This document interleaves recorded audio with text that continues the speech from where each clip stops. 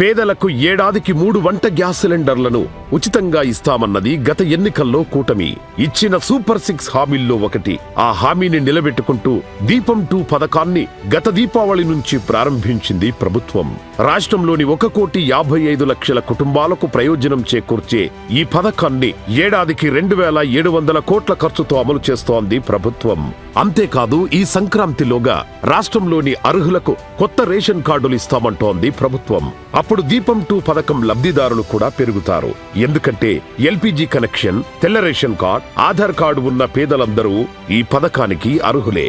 ఏడాదికి 3 సిలిండర్లు ఉచితం కాబట్టి మొదటి ఉచిత సిలిండర్ను లబ్ధిదారులకు వచ్చే మార్చి 31 లోపు ఇవ్వొచ్చు. కానీ కూటమి ప్రభుత్వం అలా నాంచడం లేదు.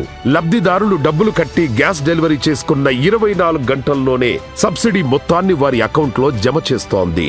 పథకం ప్రారంభమైన మొదటి 20 రోజుల్లోనే 33.44 లక్షల సిలిండర్లను డెలివరీ చేయగా వినియోగదారులకు 229 కోట్ల సబ్సిడీని విడుదల చేసింది ప్రభుత్వం.